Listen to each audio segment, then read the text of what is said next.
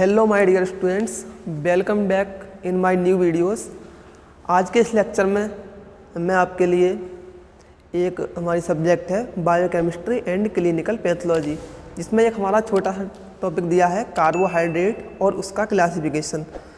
तो हम सबसे पहले पढ़ेंगे कार्बोहाइड्रेट क्या होते हैं, इनका रेशियो कितना होता है, इनकी रिक्वायरमेंट हमारी बॉडी के लिए किस अमाउंट में होती है, और इनके क्लासिफिकेशन के बारे में भी हम पढ़ेंगे। तो सबसे पहले तो हम इसकी डेफिनेशन देख लेते हैं कि कार्बोहाइड्रेट क्या होते हैं। तो हमने क्या लिखा है, कार्बोहाइड्रेट आर पॉलीहाइड्रोक्सी एल्डिहाइड और कीटोन और compound derived from their hydrolysis. क्या है, कार्बोहाइड्रेट जो होते हैं वो एक पॉलीहाइड्रोक्सी एल्डिहाइड या पॉलीहाइड्रोक्सी कीटोन्स होते हैं। इसका मतलब इनके अंदर बहुत सारे एल्डिहाइड्स और कीटोन पाए जाते हैं, और अगर हम उनका हाइड्रोलिसिस करेंगे तो हमारे लिए कार्बोहाइड्रेट प्राप्त होते हैं। ठीक है। उसके बाद दूसरा क्या है, they are major source of chemical energy for living organism. जितने भी लिविंग ऑर्गेनिज्म होते हैं उनके लिए ये एनर्जी का बेस्ट सोर्स होते हैं। अगर हमारी बॉडी के लिए जब भी एनर्जी की रिक्वायरमेंट होती है तो सबसे मेजर सोर्स जो होता है वो हमारा कार्बोहाइड्रेट ही होता है। उसके बाद देखते हैं हम, it composed of carbon, hydrogen and oxygen. कौन कौन सी चीज़ें इसके अंदर जुड़ी जाती हैं? सबसे पहले तो कार्बन होता है, हाइड्रोजन होता है और ऑक्सीजन इनके स्ट्रक्चर के अंदर, या हम कह सकते हैं इनके केमिकल फार्मूले के अंदर हमें देखने को मिलते हैं। ठीक है। फिर है the general formula of carbohydrate is CH2O bracket close N। इनका जनरल फार्मूला जो होता है वो CH2O bracket close N। N का मतलब होता है इनके अंदर नंबर ऑफ कार्बन, हाइड्रोजन और ऑक्सीजन बहुत ज़्यादा भी हो सकते हैं। अगर मोनोसैकेराइड होगा तो उसके अंदर कार्बन, हाइड्रोजन जो होंगे वो कम अमाउंट में होंगे।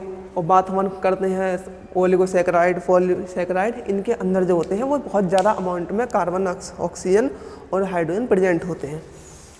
Starch and cellulose are two common carbohydrate. अगर हम दो कॉमन कार्बोहाइड्रेट की बात करें तो हमारे स्टार्च और दूसरा होता है सेलुलोस। यानी स्टार्च जो होते हैं उसके लिए और सेलुलोस होते हैं उसके लिए कौन कौन से लिविंग ऑर्गेनिज्म डाइजेस्ट कर पाते हैं, नहीं कर पाते हैं। तो स्टार्च के लिए तो हम डाइजेस्ट कर लेते हैं ह्यूमंस, लेकिन जो सेलुलोस होता है उसके लिए ह्यूमंस डाइजेस्ट नहीं कर पाते हैं। तो क्या है, ratio of carbon, hydrogen and oxygen is 1:2:1 in carbohydrate respectively. अगर कोई भी कार्बोहाइड्रेट है तो उसके अंदर जो कार्बन, हाइड्रोजन और ऑक्सीजन का रेशियो जो होता है वो 1:2:1 का मतलब अगर उसके अंदर कार्बन 1 है, अगर इसके अंदर कार्बन 1 है तो उसके वहाँ पर हाइड्रोजन जो होंगे 2 होंगे और ऑक्सीजन का भी 1 मॉलिक्यूल्स प्रेजेंट होगा। ठीक है। क्या है, रेशियो इनके अंदर जो होता है वो 1:2:1, यानी कार्बन जो होगा वो 1 होगा तो वहाँ पर हाइड्रोजन की संख्या जो होगी वो 2 होगी और ऑक्सीजन जो होगी वो भी 1 ही होगा। उसके बाद देखेंगे हम इसका क्लासिफिकेशन ऑफ कार्बोहाइड्रेट। बेसिकली हमारे कार्बोहाइड्रेट जो होते हैं वो 4 तरीके के होते हैं, मोनोसैकेराइड, डाइसैकेराइड, ओलिगोसैकेराइड और पॉलीसैकेराइड। मोनोसैकेराइड जो होते हैं उनके अंदर शुगर की 1 यूनिट प्रेजेंट होती है। डाइसैकेराइड जो होते हैं, डाई का मतलब होता है 2, तो इनके अंदर 2 शुगर की यूनिट प्रेजेंट होती हैं। तीसरा होता है हमारा ओलिगोसैकेराइड। ओलिगोसैकेराइड के अंदर 3 से 10 शुगर के यूनिट प्रेजेंट होती हैं। और लास्ट में होता है हमारा पॉलीसैकेराइड, यानी इनके अंदर 10 से ज़्यादा मोनोसैकेराइड की यूनिट प्रेजेंट होती हैं। फिर हम देखते हैं मोनोसैकेराइड कौन कौन से होते हैं।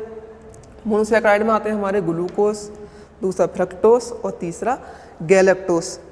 इनके केमिकल फार्मूले की बात करें तो इनका केमिकल फार्मूला जो होता है वो C6H12O6।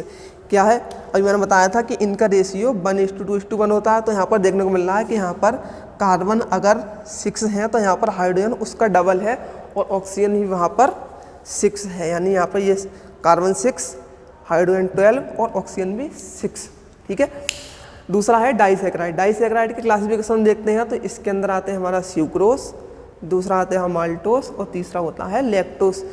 इनका केमिकल फार्मूला जो होता है वो C12H22 और O11 ये इनके अंदर क्या कह सकते हैं हम, कार्बन का, हाइड्रोजन का और ऑक्सीजन का इतना रेशियो इनके अंदर प्रेजेंट होता है।